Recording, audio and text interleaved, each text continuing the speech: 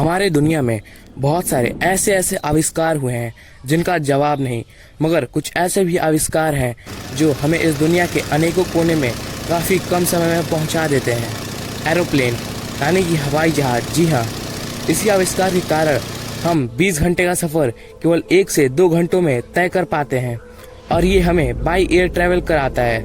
और अगर इसकी साइज़ देखें तो ये काफ़ी बड़ा होता है। क्या आपको सोच के ये हैरानी नहीं होती कि इतना विशाल का एरोप्लेन हवा में इतने मज़े से कैसे उड़ लेता है, जबकि एक पत्थर हवा में 1 सेकंड के लिए भी नहीं टिक पाता। तो आज के इस वीडियो में हम जानने वाले हैं कि एक एरोप्लेन हवा में कैसे उड़ता है। तो बने रहिएगा वीडियो के आखिर तक, क्योंकि इस वीडियो के बाद आपके मुंह से एक ही वर्ड निकलेगा, today I got it man, today I got it. So let's get started.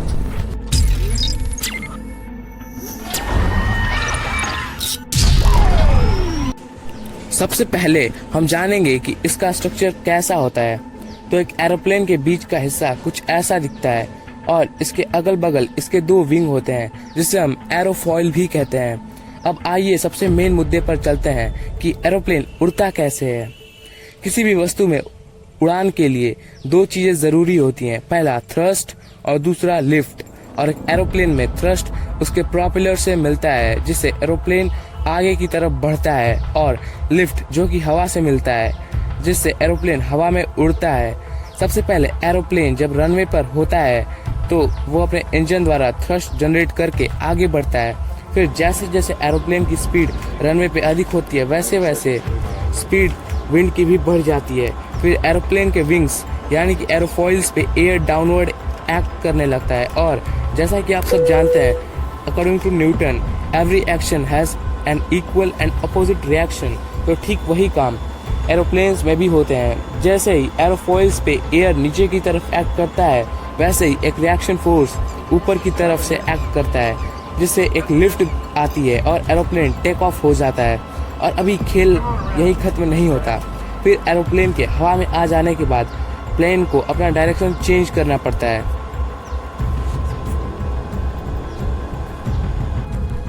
हवा में प्लेन को कंट्रोल करने के लिए 3 इंस्ट्रूमेंट्स होते हैं। एलिवेटर जिसे हम पूंछ भी समझ सकते हैं, दूसरा एलेरॉन्स जो विंग पे लगे होते हैं, और तीसरा रडर।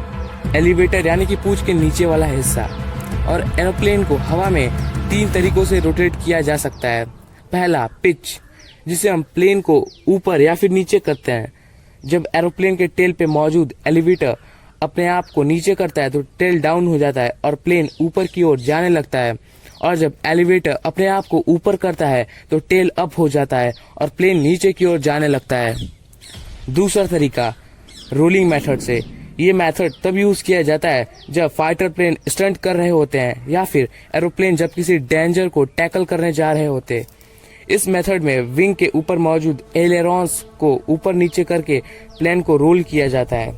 और तीसरा मेथड यॉ, इस वे में प्लेन को दाहिने या फिर बाएं रोटेट किया जाता है। इस मेथड में रडर को दाएं या फिर बाएं घुमाकर जैसा आप चाहे वैसा मोड़ सकते हैं। जैसा कि आप जानते हैं, जैसे जैसे एल्टीट्यूड बढ़ता है वैसे वैसे प्रेशर डिक्रीज होता है, और जैसे जैसे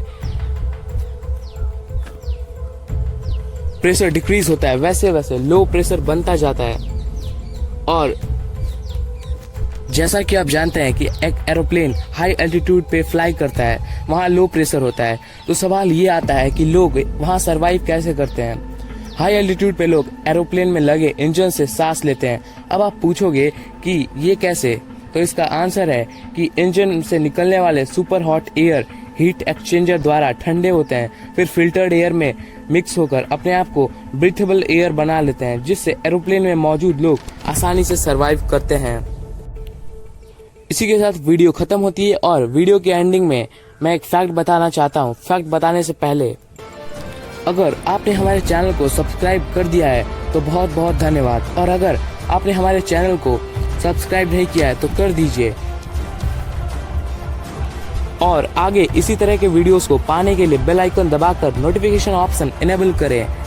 मैं चैनल के सब्सक्रिप्शन के लिए इतना एम्फसाइज इसलिए कर रहा हूँ क्योंकि चैनल अभी नया है और सब्सक्राइबर भी काफ़ी कम है, और मैं अपनी बातों को करोड़ों लोगों तक पहुंचाना चाहता हूं।